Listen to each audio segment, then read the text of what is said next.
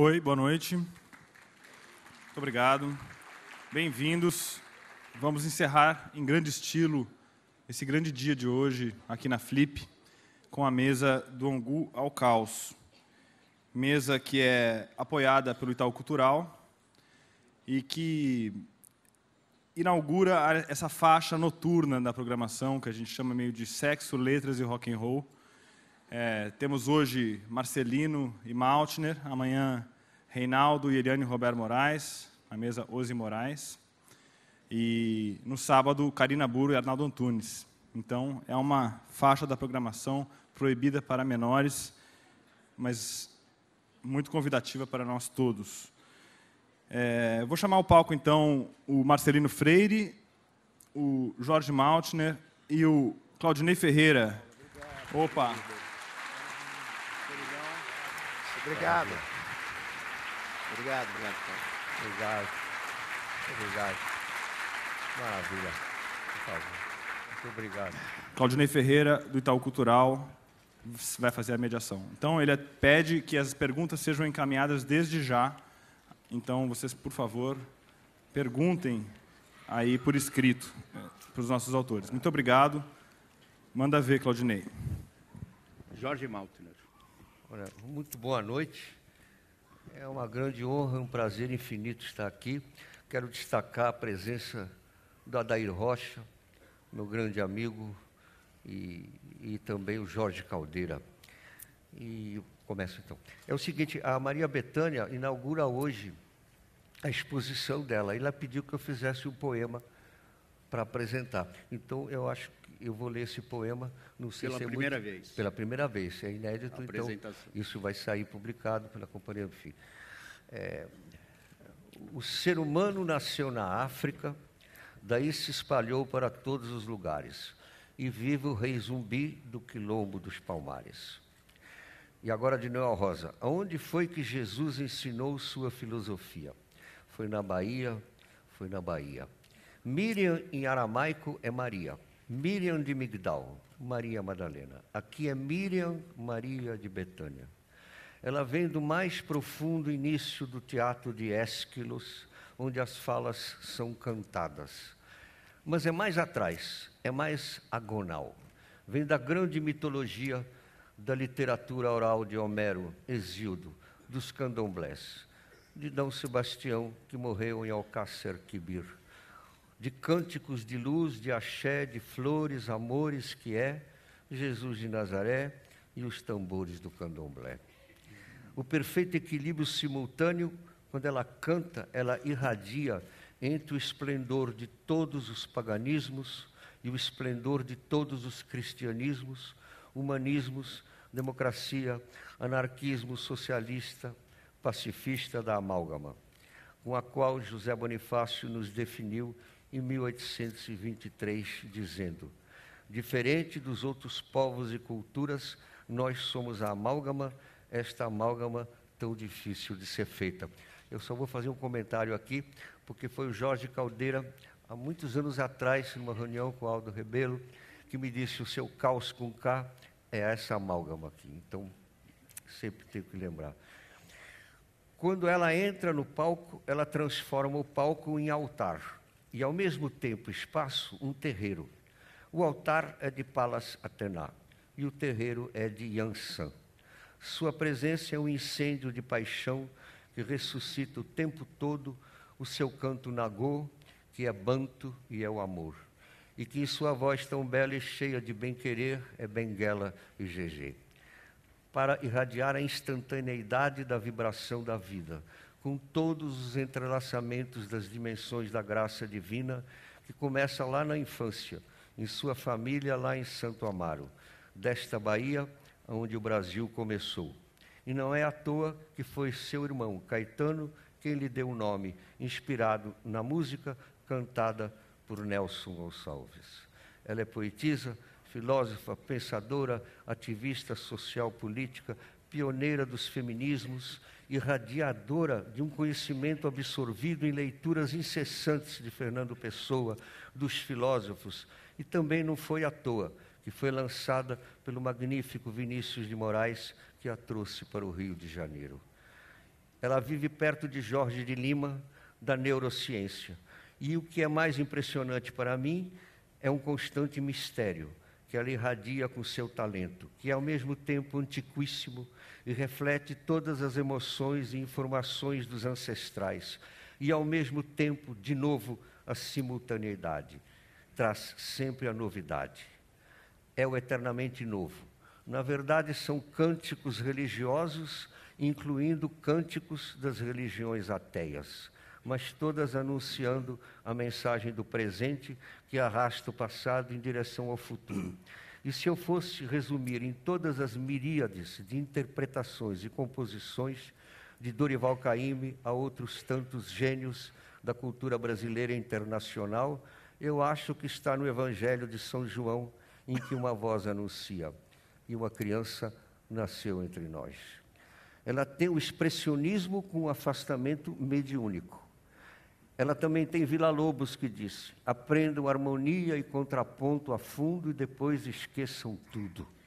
Mas o que ela tem é ela mesma, e isso se reflete em tudo, em mensagem permanente de ressurreição, com Fernando Pessoa, lado a lado com seu Esteves e a tabacaria, a presença onipresente dos fados imortais. E aqui eu pergunto: nasceram os fados no Brasil?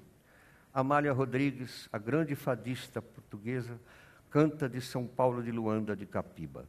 Minha mãe chorava calunga, eu cantava calunga. Maracatu, maracatu, nação do preto Nagô. Betânia, quando canta, seus cantos são acalantos de ninar, de adormecer a criança que nasceu entre nós, para ela ser feliz e para morar na felicidade. Dizem que nossa arte é barroca. Ela é mais do que isso, ela é maneirista, e o maneirismo já é quântico. Sua Majestade tem tamanha plenitude que se apresenta com a mais extrema humildade. Sua voz ecoa sempre nos batuques, em homenagem ao rei Zumbi do Quilombo dos Palmares. Ela ecoa em todos os lugares, e este canto tem sempre aquela cor azul dos primeiros raios da manhã, os quais o pintor Fra Angélico captava em seus quadros. Claro que a primeira luz do azul de anil, assim canta e caminha a rainha. Porta-estandarte e porta-bandeira da bandeira brasileira do Brasil. A voz do candomblé que irradia o sermão da montanha. Maria Bethânia. Eu a conheço há milênios e me lembro que assistimos juntos à entrada em Jerusalém de Jesus de Nazaré montado em seu burrico. No candomblé existe a árvore Iroko, que é a árvore do tempo. Mas no tempo, antes do tempo, Orum, o céu e suas estrelas, ou Olorum, seu orixá, habitavam aqui no planeta Terra com nossos ancestrais.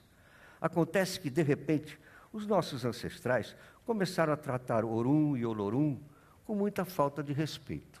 Alguns usavam a lua como travesseiro, outros chegavam a cuspir e urinar nas estrelas. Então, Orum e Olorum não se queixaram, porque os deuses não se queixam, apenas decidiram, já que a coisa era assim, se afastar do planeta Terra e ir morar lá no alto, onde estão até agora.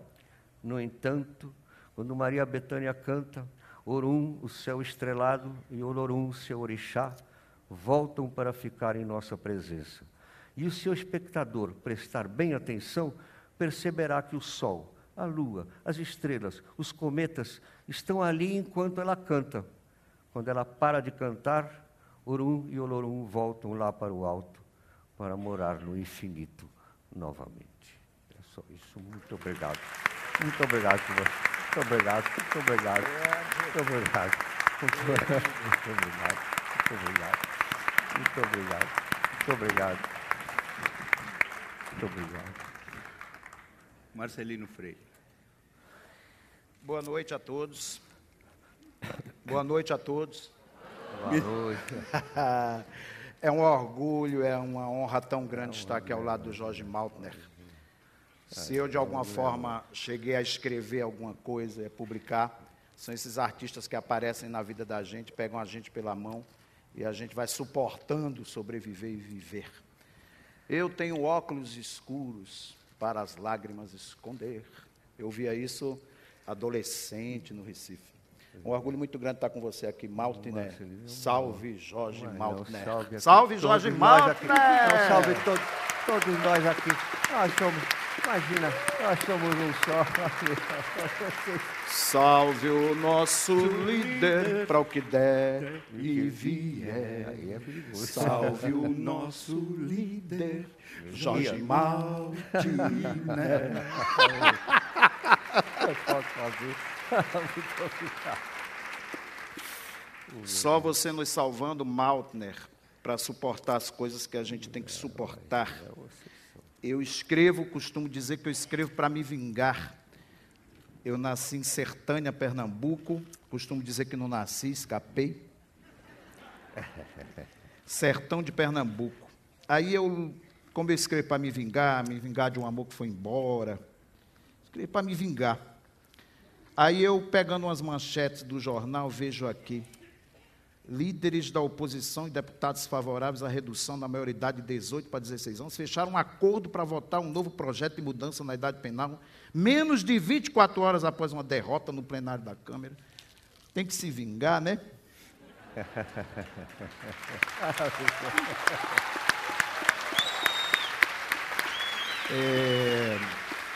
Aqui vai bem. Roberto Saviano, desfalque de última hora da festa literária, diz que o Brasil é complexo e seria arriscado. Ele se salvou, na verdade, de um atentado amoroso, porque todas as mulheres e homens queriam beijá-lo. Não veio o problema dele.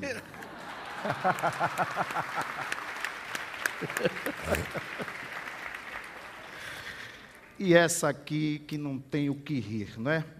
Jovem morto pelo BOPE no domingo tinha 2 empregos.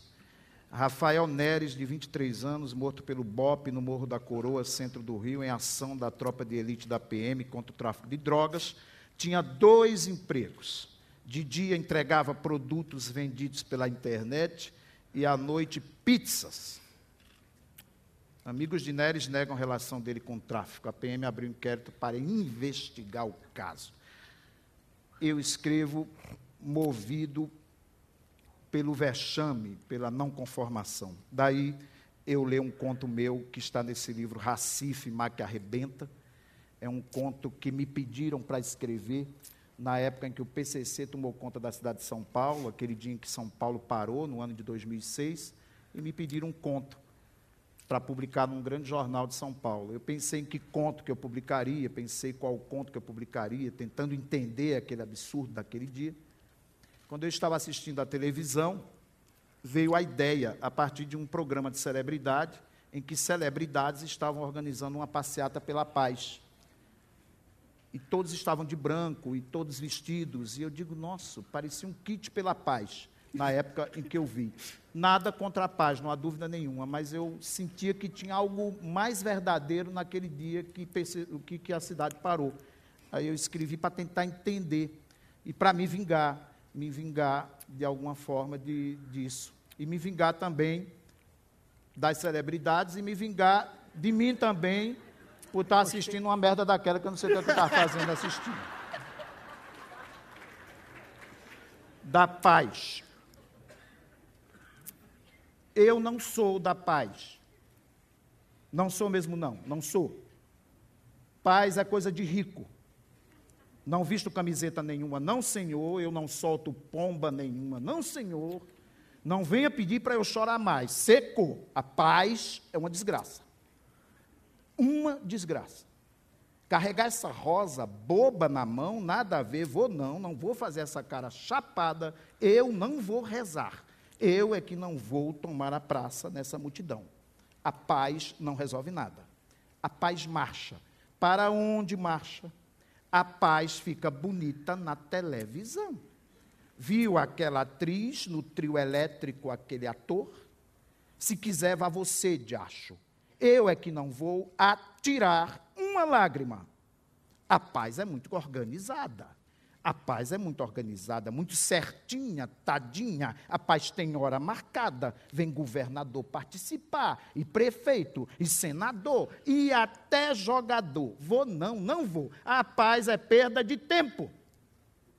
E o tanto que eu tenho para fazer hoje, arroz e feijão, arroz e feijão, arroz e feijão, sem contar a costura. O meu juízo não está bom. A paz me deixa como doente. A paz me deixa doente, sabe como é? Sem disposição. Sinto muito, sinto. A paz não vai estragar o meu domingo. A paz nunca vem aqui no pedaço. Reparou? Fica ali, está vendo? Um bando de gente dentro dessa fila demente. A paz é muito chata. A paz é uma bosta. Não fede nem cheira. A paz parece brincadeira. A paz é coisa de criança. A paz é coisa de criança. A paz é muito falsa. A paz é uma senhora que nunca olhou na minha cara, sabe a madame? A paz não mora no meu tanque. A paz é muito branca. A paz é pálida. A paz precisa de sangue. Já disse, não quero, não vou a nenhum passeio, a nenhuma passeata, não saio, não movo uma palha nem morta, nem que a paz venha aqui bater na minha porta, eu não abro, eu não deixo entrar. A paz está proibida. Proibida. A paz só aparece nessas horas em que a guerra é transferida. Viu? Agora é que a cidade se organiza para salvar a pele de quem? A minha é que não há. Que não é? Rezar nesse inferno, eu já rezo. Amém? Eu é que não vou acompanhar andor de ninguém. Não vou. Sabe de uma coisa? Eles que se lasquem. Eles que caminham a tarde inteira, porque eu já cansei, eu não tenho mais paciência, não tenho. A paz que parece que está rindo de mim, reparou? Com todos os nervos, com todos os dentes estridentes, reparou? Vou fazer mais o quê, hein? Eu vou fazer mais o quê, hein? Quem vai ressuscitar o meu filho? O Joaquim. Quem vai ressuscitar o meu filho, Joaquim? Eu é que não vou levar a foto do menino para ficar exibindo lá embaixo, carregando na avenida a minha ferida. Marchar não vou, muito menos ao lado de polícia. Toda vez que vejo a foto do menino, dá um nó, uma saudade, sabe? Uma dor na vista, um cisco no peito, sem fim. Dor. A minha vontade é sair gritando, urrando, soltando tiro. Juro, soltando tiro, meu Jesus. Matando todo mundo. Todo mundo. Eu matava todo mundo. Pode ter certeza. Mas a paz é que é culpada. A paz é que não deixa. Obrigado.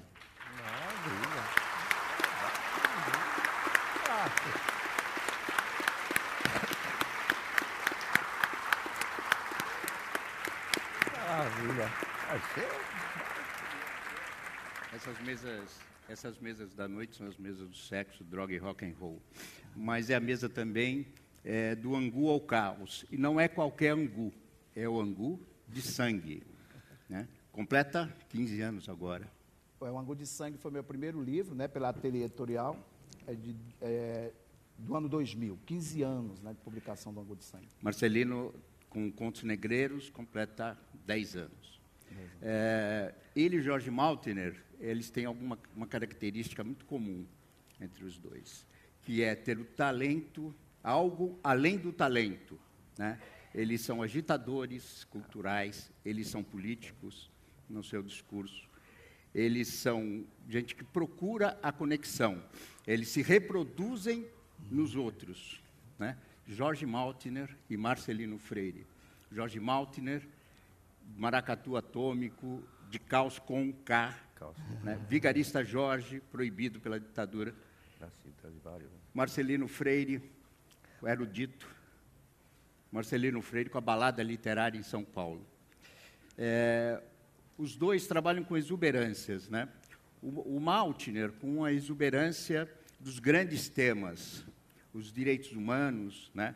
a luta contra o nazismo até hoje, né, as grandes questões políticas, a ideia de um Brasil. Marcelino trabalha com essa exuberância que vocês ouviram agora, a exuberância das pessoas pequenas, a exuberância das pessoas que passaram a viver e se acostumar com os detritos, né? A exuberância de crianças que, mesmo antes da diminuição da maioridade penal, já eram vítimas, elas já estavam sendo mortas, né? O Maltner me pediu uma coisa, falou, eu quero falar de Brasil. Então, vamos falar de Brasil, falar de literatura, de música e de Brasil. E eu queria saber, Maltner, você que tem a ideia do amálgama, você já citou isso, você que tem uma ideia muito bondosa, muito delicada sobre o Brasil, né? Uma ideia expressa em Kierkegaard, expressa em Altman, expressa em tantos. Como é que você vê esse momento do Brasil, das intransigências, né? A partir da ótica do caos, a partir da lupa do caos? Bom, primeiro eu queria dizer que o Marcelino me lembrou o Fernando Pessoa, que dizia, a única pessoa que pode ter todas as opiniões ao mesmo tempo é o poeta, né? Então, isso é fantástico. Agora, o Brasil olha só, o mundo não bebe água, não come e não respira sem o Brasil. Nós somos os 5 continentes que é tudo fértil. Nós temos apenas 95% do nióbio, que não existia internet nem nada assim, né?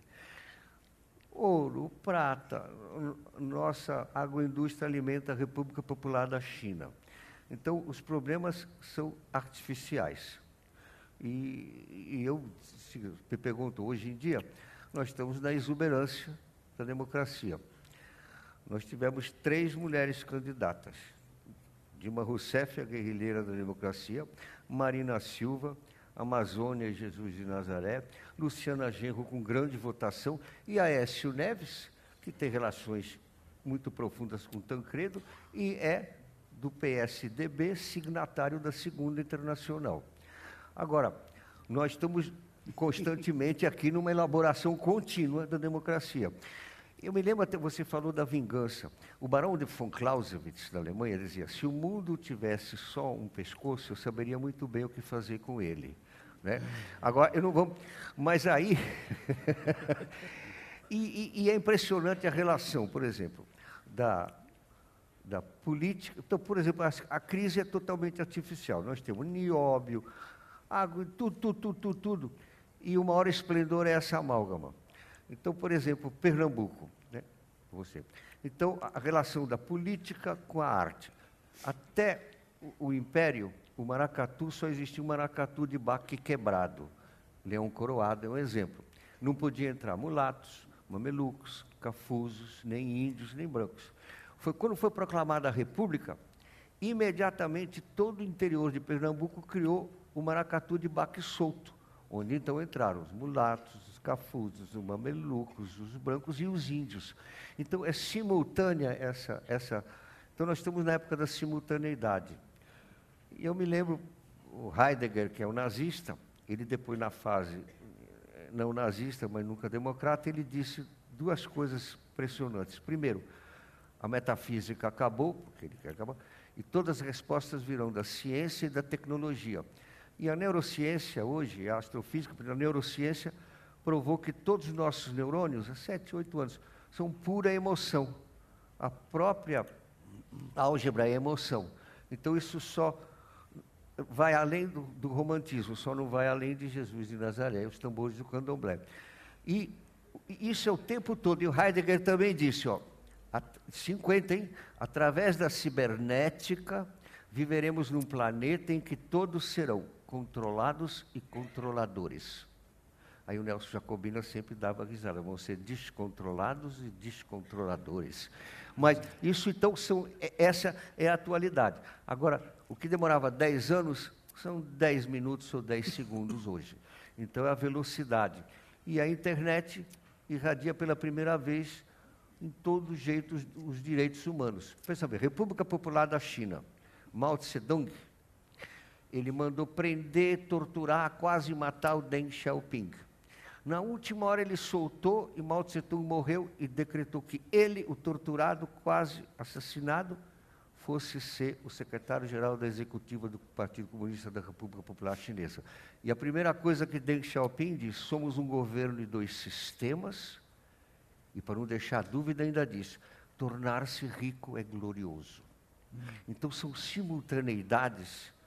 E o mundo todo, por exemplo, eu fui exilado desde meu partido em 56, 62, eu encerrei, entrei para o Comitê Central do Partido Comunista, já fui exilado 7 anos, 2 trabalhando nas Nações Unidas, os outros 5 secretário do poeta Robert Lowell, que foi secretário do Ezra Pound do Eliot. E ele só ficava o tempo todo comigo lendo os mistérios do Brasil. Gilberto Freire, Câmara Cascudo, Sertões de Euclides da Cunha, para saber o mistério. Quando eu fui encontrar o Paul Goodman, o grande filósofo, anarquista, ecológico, ele disse, o que você está fazendo no Village? Você não sabe que o Brasil inteiro, desde o início, é o único e verdadeiro village do planeta? Então, todo mundo sabe. Isso agora tem que ser desesperado.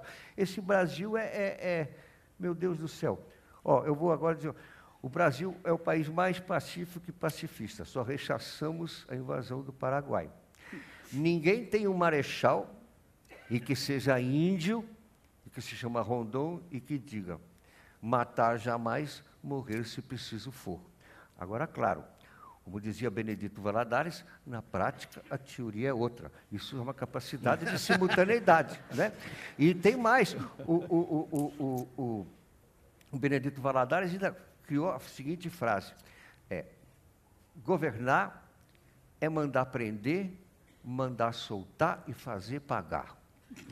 Mas a mais incrível, né, fantástico. Agora, o mais incrível, ele escreveu, o secretário dele escreveu assim, Minas Gerais, celeiro do Brasil, quiçá do mundo. E Benedito leu assim, Minas Gerais, celeiro do Brasil, cuíca do mundo.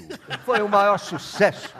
E Getúlio Dornelles Vargas, que dizia, deixa como está para ver como é que fica. São sabedorias. Não sou contra nem a favor, muito pelo contrário. Heidegger fica no bolso. Imagina, aí vai, e o chefe da polícia do Estado Novo dizia, vocês pensam o que vocês pensam, mas quem pensa sou eu. Aí vai, não para, isso aqui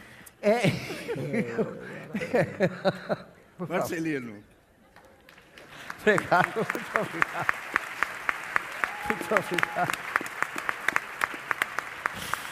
Obrigado. Marcelino, põe o dedo numa ferida aí. Rapaz, eu esqueci de dizer que o jornal que pediu o texto, na época, não publicou. Era para sair num domingo, no dia da passeata. Mas pagou? Pagou. Pagou, isso é importante. Isso aqui Pagou. Mandar pagar, isso aqui está certo. É um grande jornal de São Paulo, eu não vou dizer o nome. Claro. Talvez o maior jornal do Brasil. Talvez, Mas deixa eu te dizer uma coisa, na verdade, eu escrevi esse texto, né, nessa época, em 2006, para publicar no jornal. Ele não tinha sido publicado em livro, ele só foi publicado em livro no ano de 2008, no Recife, Mar que Arrebenta. Ele sempre volta à atualidade. Tem uma atriz maravilhosa, Naruna Costa, que participa de um grupo de Taboão da Serra, o Grupo Clareou de Teatro, e que ela interpreta isso maravilhosamente, assim, com muita contundência, com corpo, né, com vexame. E sempre ele volta à tona e as pessoas comentam dessa interpretação da Naruna. Aí eu abro o jornal, você vê um menino morto, enfim. Aí dizem, mas você é contra a paz? Você está fazendo uma manifestação para que todo mundo saia um matando o outro por aí? Não é nada disso, é uma fala, é uma dor e é um grito. Eu escrevo gritos. E isso eu aprendi com a minha mãe, Malte, né? Mãe pernambucana e sertaneja, que dava muito vexame. Quando minha mãe estava muito agoniada, batia muito panela. E só pelo barulho da panela eu sabia que a gente não ia ter carne no almoço, que ela estava muito agoniada. Quando ela estava muito feliz, ela cantava Luiz Gonzaga na cozinha. Olê, mulher rendeira, olê, mulher rendato, me ensina a fazer renda, que eu te ensino a namorar. Eu digo, a minha mãe está com dinheiro, a coisa vai ser boa. Então, meus personagens, eles batem panela no juízo do leitor. E vem muito do grito da minha mãe, desse grito, desse vexame. E também os meus personagens cantam Luiz Gonzaga quando necessário. Falo de amor, falo também de amor. Amores assassinos, mas falo. Eu acredito no amor. Pode não parecer, mas eu acredito, por favor, eu acredito no amor. Por falar em amor, eu queria só fazer uma coisa muito importante, dizer do acerto dos organizadores da Flip de homenagear o Mário de Andrade. Eu, homossexual, estou feliz com a homenagem. Eu, homossexual, estou feliz com a homenagem ao escritor Mário de Andrade. Maravilha, muito bom. Maravilha, muito bom, maravilha, maravilha. É por aí, é com você, Claudinei. Quer fazer alguma pergunta para o Maltner? Pode fazer. Eu quero fazer, Maltner, querido, eu queria fazer uma pergunta para vocês, sobretudo dizer que o ano que vem Chico Sainz, se vivo, faria 50 anos. Maravilhoso. Maracatu Atômico, como que surgiu o Maracatu Atômico? Essa música que tomou corpo de tantos artistas, sobretudo no movimento pernambucano, Mangue Beat. Bom, Maracatu, né? Então, eu aprendi com Capiba, São Paulo de Luanda, e foi minha música com o Nelson, foi gravado pela primeira vez por Gil em 1973. Depois teve várias gravações, Caetano, depois uma nova geração com Chico Sainz, né? Mangue Beat, e foi Gil quem recomendou ao Chico Sainz, que não conhecia ele logo, adorou, e então eu sempre cito o Chico Sainz, muita gente nem sabe que a minha não tem importância, o Chico Sainz, né? E o Maracatu, então, é isso, é rei e rainha, que o que eu disse imediatamente com a República, é instantâneo isso. O que eu posso dizer, o Maracatu nasce dos tambores do candomblé, e, mais uma vez, Jorge Caldeira, a diferença nossa histórica é impressionante. Saiu um livro agora sobre a história do Brasil, da Companhia das Letras, genial, da Schwartz, que começa dizendo que no ano de 1008 o Brasil já era conhecido nas cortes da Europa. E eles comentavam, os índios, diziam, eles são atléticos, lindos, cheiram a perfume, e a coisa mais impressionante é que eles não fazem guerra por posse de território, não, é apenas por vingança pessoal. Lembrar aquela vingança pessoal, não é fantástico? Isso mostra a pessoalidade total do Brasil desde lá atrás. E Jorge Caldeira, uma coisa impressionante aqui. No mundo todo das histórias dos outros povos, o estranho, o desconhecido, o forasteiro, o estrangeiro, é para ser estraçalhado. Aqui, os índios tupis guaranis e os ibos, africanos que vieram como escravos, os índios tupis guaranis iam atrás da terra sem males, que seria o Brasil. Mas, ao contrário, o mito deles, a religião, é que tudo é mistério. O mistério os incumbiu de irem desvendando o mistério. Então, tudo que é estranho, desconhecido, forasteiro, estrangeiro, não é para ser estraçalhado, é para ser desvendado através do amor. Então, em 3 segundos de história, todo o litoral do nosso país continente foi assim, em vez de travarem guerra com as tribos ali, foram transando. João Ramalho, Caramuru, é o tempo todo isso, é o tempo todo. E 4 séculos de escravidão, metade dos dias era um feriado, para que a senzala ensinasse tudo a Casa Grande, inclusive como governar. Aí deixava um tempinho fingindo que era a opinião deles. Isso é o tempo todo. Nós temos 1/3 da polícia comparado aos outros países. É o povo brasileiro quem faz tudo, o tempo todo.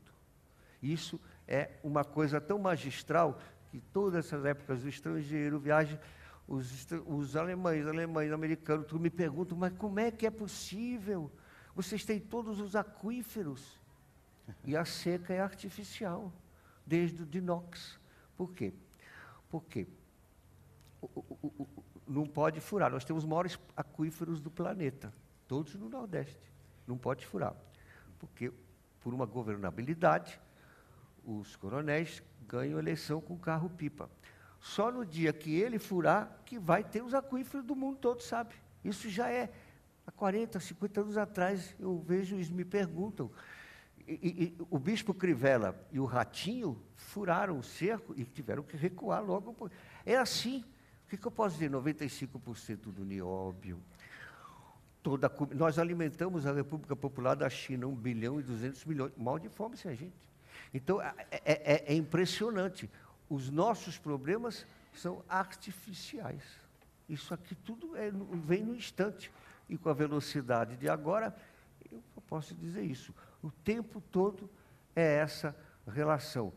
Por exemplo, tudo é poesia. Jânio Quadros, eu me lembro ele como vereador, uma eleição, ele chegou cambaleante, era vereador ainda. Era impressionante.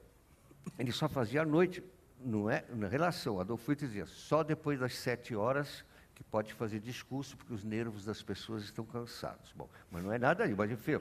Aí ele chegou, é impressionante, o holofote em cima, ele chegou cambaleando e desmaiou. Blá, blá, blá. Aí veio os enfermeiros com padiola, ele sentou-se na cadeira, estou sentindo-me mal. Aí deram uma injeção nele. Ó, isso é. Aí ele pegou um sanduíche aqui, com banana, com pão, começou a comer, levantou-se pouco a pouco, agora estou sentindo-me melhor. Aí começou a falar. Numa outra ocasião, ele apenas enumerou todos os bairros de São Paulo como se fosse um poema. Vila Clementina, Aclimação, Vila Maria, Brás, Barra Funda, Bela Vista, aliás, Bexiga. Aí foi. Isso é é o tempo, tudo, é poesia, tudo. Ademar de Barros, rouba, mas faz, ele falava um alemão castiço, puro, alemão, português perfeito, mas ele imitava Jeca Tatudo, Monteiro Lobato, aí vai. É impressionante. Tem um livro sobre a arte da retórica no Senado romano, é tudo isso. Aliás, a democracia ágora nasce do teatro, que vem das bacantes, e essas bacantes, na realidade, são Shiva da Índia, que chega como deus tardio na Grécia e vira Sóter, Brómios, Zagreus e Dionísios. E é o tempo todo isso. É teatro e é os neurônios. E tem os neurônios saltitantes. Só para dizer, os neurônios saltitantes é o seguinte... Você e tua esposa vão ter um filho. Toda a tua genética lá atrás, os bonobos, os chimpanzés, está tudo registrado. Mas para as coisas inéditas da tua vida e da tua esposa, olha que incrível a natureza. Os neurônios vão dar um salto para o outro lado, o cérebro. Nesse acontece um perigo. A natureza gosta sempre de um perigo, não pode ser. Então, se cair no lugar errado, morre. Mas raro acontece. E passam as informações para a geração seguinte. Então, minha filha Amora não tinha essa notícia. Onde é que ela sabe essas coisas? Minha netinha, são os neurônios saltitantes. Não é impressionante? Então, que é isso assim? Mas aí vai, não vou falar.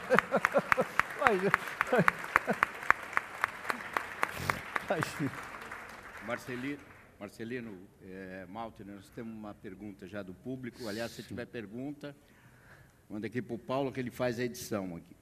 Qual é a sua opinião, isso é para os dois, começar com o Marcelino, qual é a sua opinião sobre essa onda conservadora do Brasil? De que forma isso influencia o nosso progresso cultural? O que vocês diriam para essa galera? Essa é a pergunta. Infelizmente não veio o nome. Eu estou relançando aqui na Flip um livro que eu publiquei em 2011, chamado Amar é Crime. E as pessoas dizem, nossa, amar é crime, o que é que você está querendo dizer com isso? Eu digo o seguinte, que primeiro o amor, tem muita história de amor bonita mesmo, e que a gente, para viver um outro amor, às vezes a gente tem que matar algumas coisas do amor anterior, não é? A gente tem que se renovar, um amor que a gente encontra é feito dessas mortes e dessas renovações, desses renascimentos. Tem muita história de amor no livro contado dessa maneira. Mas também tem a pregação do amor. Eu acho que muita gente prega o amor, e o que é que você vai ser contra uma pessoa que está dizendo que o amor, né, entre os seres humanos, e que o amor é dádiva, amor enfim, como você vai contra essa pregação, né? E às vezes os assassinos, os verdadeiros assassinos, estão pregando o amor. E como é que você vai desconfiar disso? Muitos astros televisivos ou muitos festivos sacerdotes pregam o amor, mas às vezes eles estão cometendo crime em nome do amor. E eu acho que é o que a gente vive um pouco, né? Isso. Dizem que em nome do amor, e na verdade se comete muito crime dizendo que é amor, né? Então o livro passa por isso. E não são todos os evangélicos que são maquiavélicos. Né? Alguns. É isso. Maltner. Márcio, A onda cuidado. conservadora. Bom, primeiro, eu recentemente, com o João Ricardo Moderno, que é filósofo, presidente da Academia Brasileira, nós fizemos um manifesto assinado por mim e por ele contra os ataques aos candomblés. E o próprio bispo Crivella assinou, e todo mundo. Então, ao mesmo tempo, os evangélicos têm um mérito incrível, né? Eles são Jesus de Nazaré também, e tiraram lugares em que a Igreja Católica não chegava, eles começaram a dar. Então, coisas práticas. Martinho Lutero, né? Ele começa, João Hus, das Ligas Camponesas, né? E ele, então, oferece dentista, creche, emprego, o dízimo. Então, é preciso separar. É uma minoria que faz esses ataques aos candomblés. Agora, se você for as razões, então seria homofobia, porque o pai de santo, o babalorixá, é bissexual, então... Mas, na verdade, o próprio bispo Crivella assinou. Então, tudo é assim, tem que costurar aqui, costurar ali, senão explode. Então, para produzir harmonia, ela é feita de dissonâncias. E vejam bem, são 207 milhões de habitantes que não tiveram ainda, que têm cultura, às vezes, superior às classes letradas e que não tiveram acesso a nenhuma escola. É a lei do pré-sal que tem que vir. Né? Robespierre já dizia, a revolução, o que são? Aulas universais. Ele ensaiava um coral de 2.000 pessoas na Babilônia para contar. Depois, a junta de instrução pública está acima até mesmo da junta de salvação pública. O tempo todo é isso. Agora, o Brasil, por sua condição, é um milagre. Um povo mais pacífico e pacifista do planeta, que trabalha e faz tudo, o tempo todo. E isso está num 10ª hora. O mundo todo exige essa mudança e o povo brasileiro também. Então eu vejo com otimismo o tempo todo, mas o tempo todo é preciso estar alerta, porque a qualquer instante pode ocorrer o neonazismo, claro, mas é sempre um perigo menor. Hoje em dia, se você for comparar estatisticamente, nós temos 7 bilhões de pessoas. O Papa Francisco veio e disse, a concentração da riqueza está em 1% só desses 7 bilhões. Ao mesmo tempo, tem 870 milhões com fome ipsis literis. E essa fome, como é que vai resolver? Então, tem o mundo orgânico, a ecologia, a ciência, e, no entanto, é artificial, porque essa distribuição de renda tem que vir, e ela tem que vir com o ensino, com a instrução pública. Não adianta, você tem que saber ler, escrever, se instruir. E o povo brasileiro, sem saber ler, nem escrever, rivaliza e, às vezes, ultrapassa a maior literatura e poesia escrita de nosso país. O tempo todo é isso. E a inspiração, inclusive, de Vinícius, Mário de Andrade. O frio de São Paulo é como a navalha nas mãos de um espanhol. Pronto. Não é fantástico? Isso aqui é o tempo todo. E o tempo todo são os batuques que nos inspiram. Essa multiplicidade. Olha, o Brasil até 1930 falava em Engatu, Tupi-Guarani. Foi Getúlio Vargas que obrigou São Paulo, 80%, 70% falavam em Engatu, a língua geral. O português é recente. Isso tudo é muito recente. Então, nós temos que redescobrir a história. Na verdade, o fim da história foi uma loucura, né? Não existe a história o tempo todo, e ela é a consciência. Mas, ao mesmo tempo, o amor, Jesus de Nazaré, vocês me perguntaram dos massacres, só vou com 2 coisas. Jesus de Nazaré, em São Mateus, tem uma frase: vende a tua manta e compra uma espada. E depois, manda oferecer a outra face e perdoar. Só num instante, ele diz o contrário. Ele diz, quem fizer mal a um destes pequeninos que me acompanham, melhor seria se amarrasse uma mó de atáfana, uma pedra muito pesada ao redor do seu pescoço e o jogasse no fundo do mar. É isso que eu tenho. Muito obrigado. Muito obrigado. Muito obrigado. Marcelino, Natália Amarante pede para você ler, afinal de contas, um dos contos de Amar é Crime. Um dos contos do Amar é Crime para eu ler? Depois, Maltner tem um poema também, tem um aí vai ler um poema. Tá maravilhoso. Tá bom. Temos tempo. Volto a dizer, a minha mãe batendo panela e fazendo café era um gesto de amor lindo, mas a minha mãe era uma pessoa muito para fora, então ela não se continha, dava vexame. Então, todos os artistas, Maltner aqui incluído, todos os artistas dos quais eu gosto, disseram coisas que eu não sabia, tiraram as coisas do lugar, me acordaram. O primeiro poeta que eu li na minha vida, e aí a partir daí que ser poeta, foi o Manuel Bandeira, porque ele disse de um homem catando comida no lixo, eu não sabia que aquele homem estava na minha rua, no meu bairro, na minha cidade, no meu estado, no meu país. Bandeira, quando eu li O Bicho, muito novinho, vi ontem um bicho na imundice do pátio, catando comida entre os detritos. Quando encontrava alguma coisa, não examinava nem cheirava, engolia com voracidade. Este bicho não era um cão, não era um gato, não era um rato. Este bicho, meu Deus, era um homem. Eu disse, nossa, não é um gato? E o poeta dizia, não é. Mas não é um rato? Não é.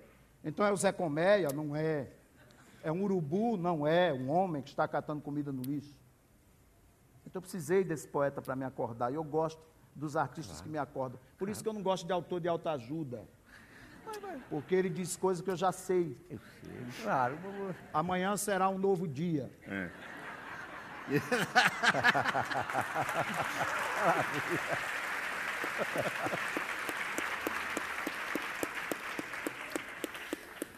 Maravilha. Aí eu vou ler, então, um conto do Amar é Crime. Declaração.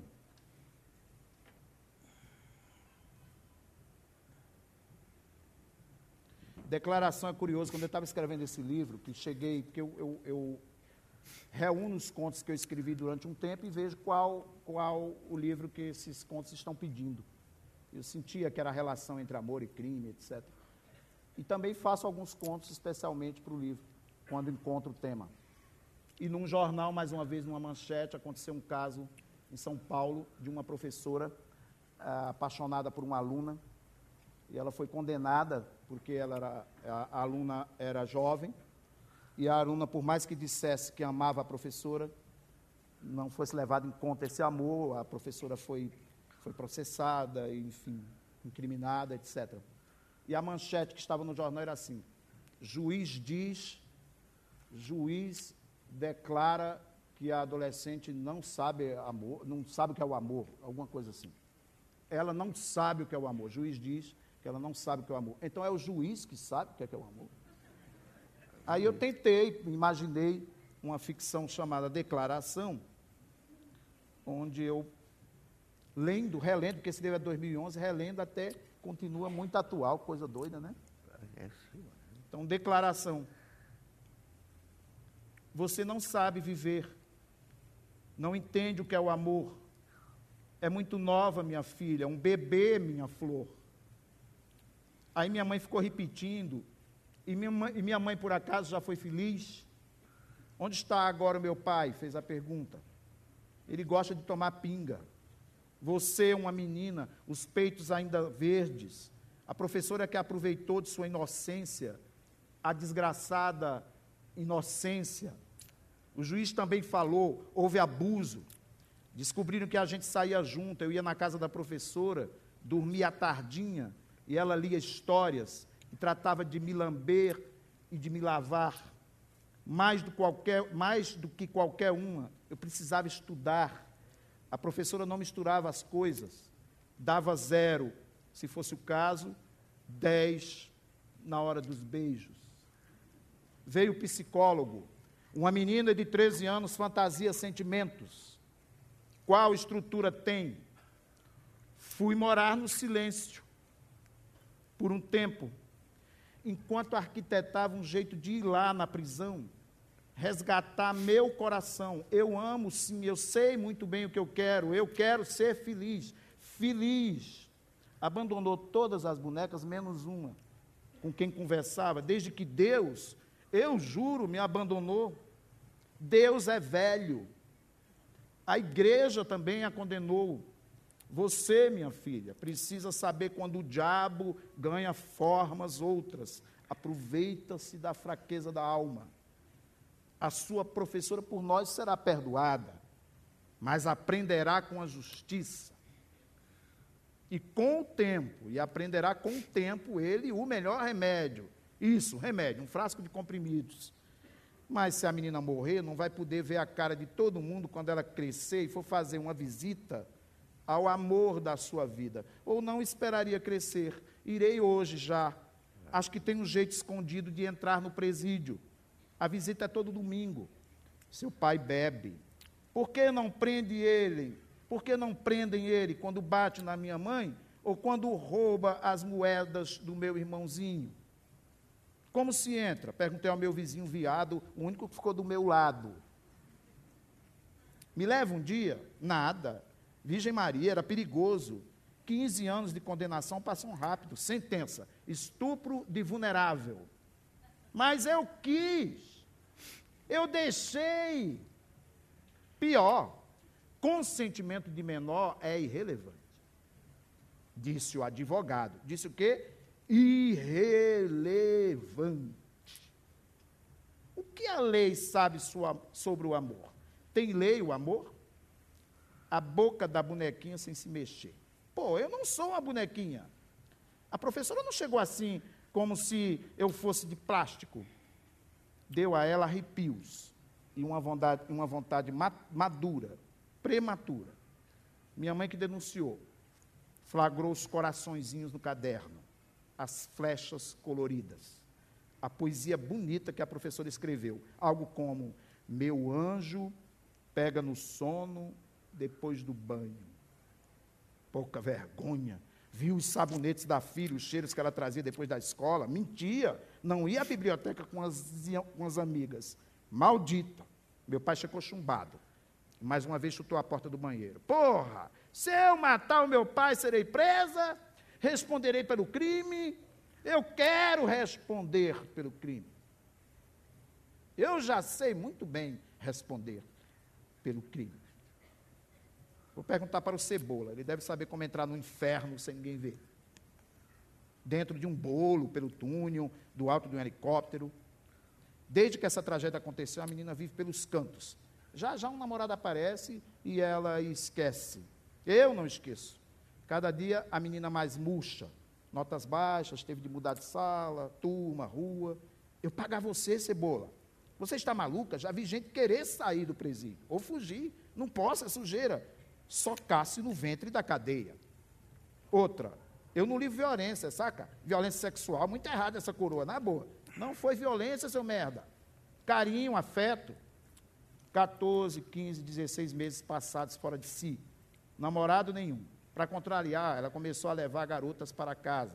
A mãe na reza, o pai assistindo o jogo. A Belzinha faz teatro e um dia ela foi lá na Fundação Casa. Sei que tem gente que se apresenta dançando por aí, feito Rita Cadillac. Beleza, foi falar com a Belzinha. Você ainda não acabou com essa história? Não. Tem jeito ou não tem? De quê? De eu fazer a peça, arranja, vai, uma apresentação na penitenciária feminina. Vamos ver, vamos ver. Minha filha, seu pai sofreu um ataque do coração. Estava na hora de morrer. É amor a lágrima da minha mãe? Cadê que Deus não leva de vez esse nojento? Legislação divina. Eu não tenho pena. Pena. Foi maturando o plano, andou decorando umas falas, faria o papel de uma fada gorda. Inventaram para ela uns enchimentos, umas espumas, uma máscara. Maravilha, ela imaginava. Na hora da encenação, faria uma declaração pública. Ela faria uma declaração pública na hora da encenação. Eu amo aquela senhora ali. O vizinho ajudaria na maquiagem. Posso ir? Eu é que não vou perder este momento. Este momento de novela das 8. Quem disse que é assunto para novela? A televisão noticiou à época, um escândalo. Mostrou o rosto da adolescente com uma tarja preta e fúnebre à frente. Revistaram o grupo, foi duro, havia músicos e uns 20 personagens. A peça era uma homenagem a Monteiro Lobato. Não seria o caso de um outro texto mais adulto? Isso não é presídio infantil? Era de alguma forma. Falaram para ela que a mulherada, muito tempo trancafiada, volta para o útero, para a infância. Algumas presas chupam chupetas, lacinhos débeis na cabeça. Sério? Pelo menos agora, ora, sério? Lacinhos débeis na cabeça? Pelo menos agora, não haverá diferença de idade entre a gente. Colocará sua professora nos braços e ninará. Sua mãe no hospital, está muito mal o seu pai. Deus que resolva o caso dele. O caso dele. As presas foram chegando, tomando o pátio, ordenadas e curiosas. O coraçãozão na mão. Enxergou de longe o olhar da professora. Ao que parece tranquila, talvez uma cicatriz ou outra ainda mais bonita. Minha querida, vim para gritar o meu amor para todo sempre. Meu amor, seu juiz, sem fim. Meu amor, seu juiz, sem fim. Ninguém consegue segurar este motim. Obrigado. Maravilha. Muito bom. Maravilha. Maravilha. Obrigado, queridos. Maltner, É melhor falar. quer pôr claro? Não, é melhor, porque, bom, é tanta coisa que me lembro. Eu só queria dizer, recomendar o livro do Gilberto Freire, o primeiro livro que ele escreveu, saiu reeditado agora. Chama-se China Tropical. É muito importante porque ele conta que no século XVII, XVI, o Brasil era totalmente hindu, inclusive com a Índia muçulmana, mulheres com burcas, e a outra não muçulmana, que talvez aí os arquétipos fizeram o candomblé, na África, cada orixá é só daquele candomblé. Aqui, enfim. É muito importante esse livro, e também do Domênico De Masi, que eu tive lançamento ano passado no Midrash, e Domênico De Masi é famoso pelo livro sobre o ócio, mas o último livro dele é O Futuro Chegou. É um livro de 500 páginas, que ele vai toda a história da humanidade, e chega no final, o apogeu é a nossa cultura brasileira da amálgama, com o tropicalismo e tudo. Então, recomendo muito. E falar da presença da Índia aqui, eu me lembro que tanta coisa que me inspirou o seu texto. Me lembro, por exemplo, o filósofo oral, o primeiro da Índia, Carvaka, ele dizia o seguinte: só existem duas coisas, boa digestão e nenhuma consciência. Fantástico. E o Upanishad, os primeiros livros, texto, começa assim: tudo é sofrimento e gostar de tudo que acontece. Isso vai ecoar o tempo todo, inclusive, e o próprio Buda, o Siddhartha Gautama, nasce pela lenda, pelo flanco direito do elefante, mas ele tem duas coisas impressionantes. Ele é muito humano. E ele criou a Samkhya existia, a Samkhya dele é tudo por votação. Então, tinha os discípulos à direita, à esquerda, ele ficava, mas era tudo votação. Aí os discípulos sugeriram a entrada das mulheres. Buda foi contra. Mas ele foi vencido pela votação, aí tudo bem, disse, tudo bem. Mas ele mais fez uma piadinha, fez assim, mas depois não vão reclamar que o Nirvana vai demorar mais de 500 anos para chegar. Não é fantástico? E no final, as últimas palavras dele, é o seguinte: embora seja inútil, não negligenciai esforços. Então, é o tempo todo essa coisa, né? E aí você vai para o mar de... Por exemplo, Monteiro Lobato, você falou. Então, Monteiro Lobato foi a favor da separação de São Paulo, Jeca Tatu, ele é um gênio, ao mesmo tempo é racista com a Anastácia, tem tudo isso. Mas ele dizia duas coisas interessantes. Ele falou assim, logo depois da guerra, da bomba atômica, ele dizia, todos os países deviam ter suas bombas atômicas. Isso é fantástico. E a segunda dele era o seguinte: de dia os brasileiros destroem o Brasil, mas na calada da noite ele volta a crescer. Isso é fantástico, né? E aí eu posso falar frases de vários autores que têm a ver com tudo isso, que o nosso repertório, até, novamente, a neurociência. Qualquer informação que você der cultural, qualquer coisa, mesmo que a pessoa não preste atenção, ela vira imediatamente biológica nos neurônios. Não é fantástico? O tempo todo. E só a relação da astrofísica, da ciência com a literatura, e tudo é entrelaçado com a vida, né? Pulsão desse mistério que é Einstein, Schrödinger, o grande Schrödinger, ligava-se a Shiva, ele ligava a Shiva, que é o monstro que destrói, já é o Big Bang já. Einstein, Schrödinger, Heisenberg, Niels Bohr e Max Planck. Eles agradecem aos artistas, porque eles tinham chegado a conclusões nos laboratórios e não sabiam o que fazer. Foi só por causa da conversa com os pintores, os poetas, que eles começaram a poder estruturar a nova física quântica, o relativismo e tudo. Foi diretamente com conversas com você. Não é fantástico? Isso, então, esse é o tempo todo o entrelaçamento. Comunicação é comunhão. Adorei a sua teoria dos neurônios saltitantes. Não é teoria, isso é neurociência, pode... neurônios assim mesmo. Eu doido para os neurônios seus pularem para mim. Não, mas você já... já estou pulando o tempo todo aqui, todo mundo aqui. É o tempo todo aqui. E no ritmo do frevo.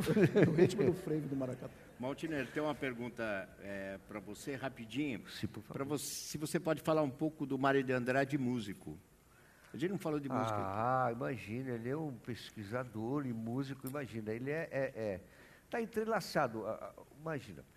O tempo todo, ele imagina, o Mário de Andrade, ele tem o tempo todo, escuta, qual de nós escritores aqui, de Guimarães Rosa, qualquer um, que não tem influência da música brasileira? Esses batuques são cânticos, já desde as culturas indígenas, são cânticos de conciliação. Olha, eu, por exemplo, meus pais chegaram do Holocausto, eu nasci um mês depois. Minha mãe, muito traumatizada, não pôde ficar comigo, eu fui educado no candomblé. Durante 7 anos, a minha babá, que era filha de santo, me levava todo fim de semana, que minha mãe podia ficar comigo, porque a família dela foi exterminada. Ela me botava no colo, trocava de roupa, voltava com uma rainha, com diadema, me botava no colo, os tambores tocando, passava a mão nos meus cabelos e dizia: seus pais vieram de lugar de gente muito má e cruel, mas aqui você vai encontrar seus amigos, amigas, irmãos e irmãs para sempre. E eu adormecia.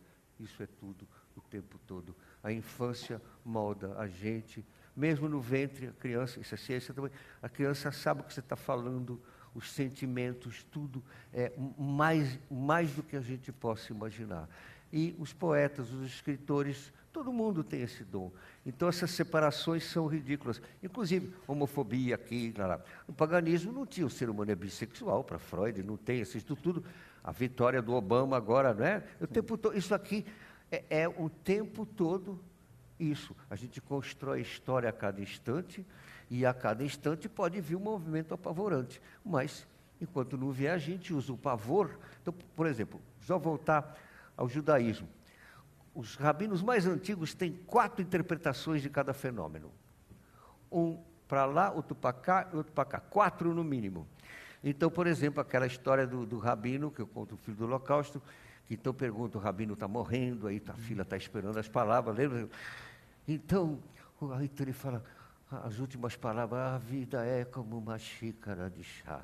Aí a pergunta vai lá para o quarteirão, aí volta o último judeu irritado: mas por que a vida é como uma xícara de chá? Aí volta a pergunta, o rabino já está pronto para ir para o mundo. Rabi, por que a vida é como uma xícara de chá? Está bem, então a vida não é como uma xícara de chá. Ah, bom, é isso, e vai. E não para. Imagina. Marcelino, a gente está falando o Maltner, a pergunta era sobre música. Sim, vamos botar de texto... Não tem problema, vamos em frente. E o seu texto é música, né? Sim. Eu queria saber como é que você lida com essa musicalidade, com essa oralidade, né? Um dos escritores mais importantes do Brasil, chamado O Melhor Diálogo do Brasil, Luiz Vilela, ele escreve, ele tem que ler em voz alta, de pé, deitado, sentado, cada um tem sua mania, né? Esse tipo de coisa. E você? Eu escrevo em voz alta. Na verdade, quem escreve os meus textos todos, quem escreveu todos os meus textos foi a minha mãe. E todos o que eu vier a escrever também. Maravilha, senhor. Ouvindo, a minha mãe era uma pessoa muito fala para fora, né? A ladainha? Vexame, a ladainha. Minha mãe, quando ela tinha um monólogo, por exemplo, quando lavava a roupa, deixava tudo no quintal lavado, aí os pombos vinham, cagavam na roupa que ela lavou, aí era um monólogo da roupa e dos pombos, e o sacrifício, meu Deus do céu, estava aqui, lavei a roupa toda, meu Deus do céu, agora vem os pombos, caga tudo, agora eu vou fazer, meu Deus do céu, meu pai do céu, sabão tá caro, tudo caro, beleza. Meia hora de monólogo. E não é só desgraça, não. Eu tenho um monólogo também da alegria, quando ela comprava uma galinha gorda. Uma galinha, oh meu Deus do céu, galinha gorda, meu Jesus, que coisa mais linda, o almoço hoje vai ser bom. Então tinha um monólogo da galinha gorda. E meu pai era o contraponto disso, meu pai era o silêncio.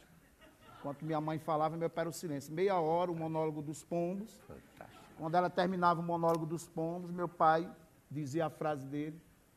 Ela terminava esse pombo, ele dizia: vou lá matá-los. Isso aqui é, mas é isso aí.